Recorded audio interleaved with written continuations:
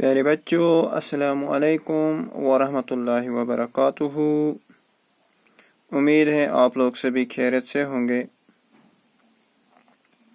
ہم social science پڑھتے آ رہے ہیں کلاس 8 کے لیے، اور چیپٹر کا نام یا ٹاپک جو ہمارا ہوتا ہے رولنگ دا کنٹری سائڈ، آج اس کا 4th پارٹ پڑھیں گے ہم، یعنی سب ٹاپک ہمارا ہے the need to improve agriculture, یعنی برٹش ایسٹ انڈیا کمپنی کو اب یہ محسوس ہوا کہ ہم نے ایگریکلچر کو امپروو کرنے کی ضرورت ہے۔ کیوں؟ وجہ میں بتاؤں گا، نیچے لکھا ہے میں نے اکانومی، یعنی اکانومی جیسا کہ میں نے پچھلی لیسن میں آپ کو بتایا تھا، اکانومی ڈاؤن ہوتی گئی تو انہوں نے سوچا، ایسٹ انڈیا کمپنی نے سوچا اگر اکانومی ڈاؤن ہوتی گئی تو کمپنیز ریونیو، یعنی ان کا ریونیو آنے والا اب نہیں ہے۔ وجہ اب انہوں نے سوچا کیوں نہ ہم اب ایگریکلچر پر کام کریں۔ اگر آپ دیکھیں گے میں نے لکھا ہے most company officials began to feel that investment had to be encouraged and agriculture had to be improved، یعنی انہوں نے یعنی زیادہ تر لوگ جو تھے کمپنی کے، ان کو اب محسوس ہو گیا کہ نہیں، ہم نے ایگریکلچر پر کیا کرنا چاہیے، انویسٹمنٹ کرنی چاہیے تاکہ ایگریکلچر جو ہے امپروو ہو جائے۔ اور اتنا ہی نہیں، اس سے کیا ہوتا ہے، اس سے ہمارا فائدہ ہوگا اور ریونیو ہمیں زیادہ سے زیادہ آ جائے گا۔ جیسا کہ آپ لوگوں کو معلوم ہے، اس فیمینائن میں 1770 عیسوی میں تقریباً 10 million people were died in Bengal. انہوں نے سوچا کہ اگر لوگ ہی نہیں رہے تو ٹیکس کن سے ہم حاصل کریں،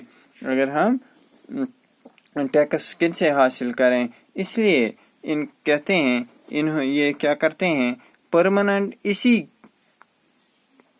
کو بجا لانے کے لیے، یعنی امپروومنٹ ان ایگریکلچر، انہوں نے کیا کیا ہے، permanent settlement was introduced in 1793، یعنی پرماننٹ سیٹلمنٹ بل لایا انہوں نے 1793 عیسوی میں۔ یعنی میں آپ کو بتاؤں، جب انہوں نے یہ سوچا کہ ہم نے کیا کرنا ہے ایگریکلچر کو امپروو کرنا ہے، تو ان کو تقریباً 20 سال لگتے ہیں اس میں۔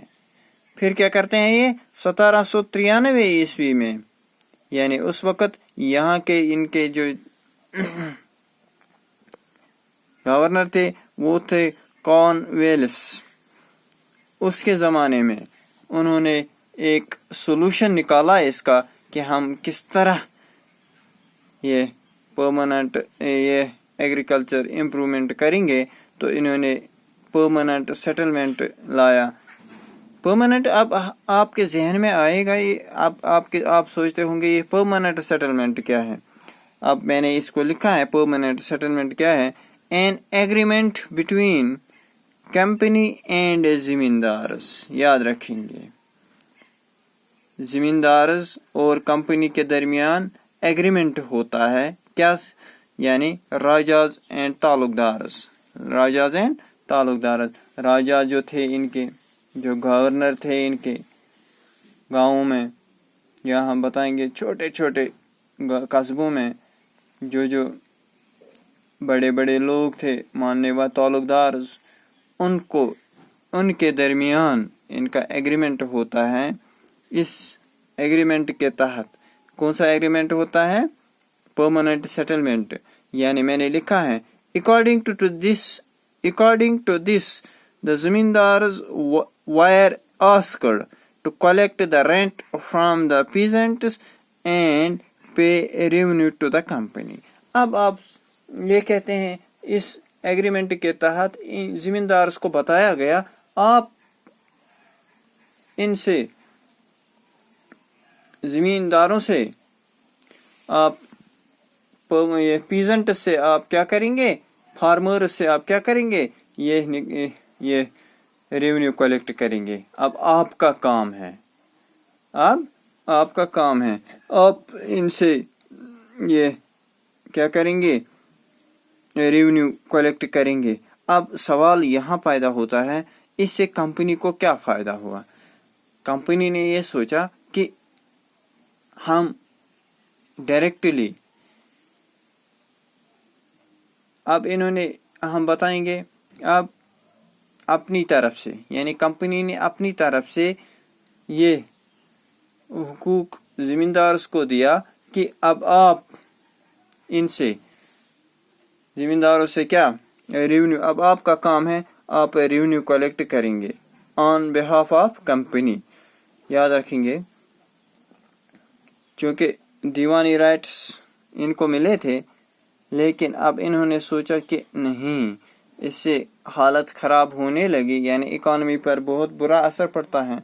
जितनी इकोनॉमी डाउन होती जाएगी उतना हम खसाड़े में जाएंगे, क्यों न हम इसका कोई सोल्यूशन निकालेंगे। इन्होंने सोल्यूशन यही सोचा, इन्होंने सोचा कि चलो हमने क्या करना है, हमने खुद टैक्स हासिल नहीं करना है, इन्होंने जिम्मेदार को चुन लिया टैक्स हासिल करने के लिए।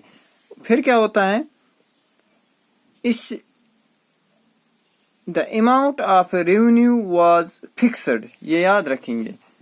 अब ये परमानेंट हो गया, फिक्स्ड हो गया, हर साल आपको इतना यानी कंपनी को देना है। मैं समझाऊं आप लोगों को, आप जिम्मेदार को बताया गया, आप इनसे ये जिम्मेदार मतलब आप समझेंगे, बड़े लोग जिनके पास बहुत सारे ज़मीन होती है, या बड़े बड़े लोग जिनके पास माल दौलत होती है,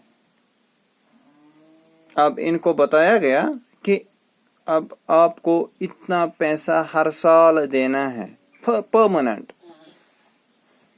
अब इससे क्या होता है, कंपनी का क्या फायदा है। कंपनी ने सोचा this would ensure a regular flow of revenue into the company's coffers and at the same time encourage the zamindars to invest in improving the land। अब कंपनी का ये मानना था कि इससे क्या हो जाएगा, हमें इन्वेस्टमेंट, हमें क्या हो जाएगा, हमें फ्लो ऑफ रेवेन्यू रहेगा, यानी हमने क्योंकि फिक्स्ड रहा, अब ज़मींदार ज़्यादा से ज़्यादा, दो फायदे, एक हमें रेवेन्यू आता जाएगा परमानेंटली, और दूसरा ज़मींदारस ये इम्प्रूवमेंट एग्रीकल्चर में काम करेंगे, वो ज़्यादा से ज़्यादा कमाना, वो भी ज़्यादा से ज़्यादा कमाना चाहेंगे, वो एग्रीकल्चर में क्या करना चाहेंगे, इन्वेस्टमेंट करना चाहेंगे, ताकि वो ज़्यादा से ज़्यादा अपना फ़ायदा सोचें ज़मींदार। इससे क्या होता है, amount of revenue was fixed, मैंने आपको अभी बताया था, amount of revenue was fixed. इससे और revenue would not be increased, यानी रेवेन्यू अब इंक्रीज नहीं होगी। अब जो भी फिक्स्ड है, जो भी रेवेन्यू है, जितना भी देना है, मैं आपको बताऊं, आपको हर साल 2-2 हज़ार रुपया गवर्नमेंट की तरफ रेवेन्यू देनी है, ये आपको हर साल देने ही देनी है, यानी इसमें अब इजाफा नहीं होगा। आपको सिर्फ 2-2 हज़ार रुपया क्या करने हैं, ये देना है। And the zamindars would benefit from increase production from the land. लेकिन इसमें भी इससे क्या फायदा होता है, ज़मींदार से इससे फायदे में आते हैं। वो क्या करेंगे, वो क्या करते हैं, कहते हैं अगर इनको कंपनी को रेवेन्यू देना है, यानी फिक्स्ड जब रेवेन्यू रहा, अब ज़मींदार को पता चल गया हमने क्या करना है, कंपनी को 100 रुपये में, ऐसे हम समझाएंगे 100 रुपया क्या देना है, 100 रुपया देना है कंपनी की तरफ, तो वो उनसे पीजेंट से अब 100 ही रुपया टैक्स नहीं लेते थे, बल्कि वो 100 के बदले 150 रुपया लेते थे। ऐसे आप समझेंगे, या 100 के बदले 120 रुपया, 20 रुपया अपना फ़ायदा और 100 रुपया उठाते थे परमानेंट फिक्सड में उठाते थे, कंपनी को देते थे। अब इस परमानेंट सॉल्यूशन से क्या इसमें कोई फ़ायदा आया या नुकसान है, या कोई इससे क्या प्रॉब्लम्स आएंगे, वो हम अगले लेसन में पढ़ेंगे। तब तक के लिए अल्लाह हाफिज़, फी अमान अल्लाह।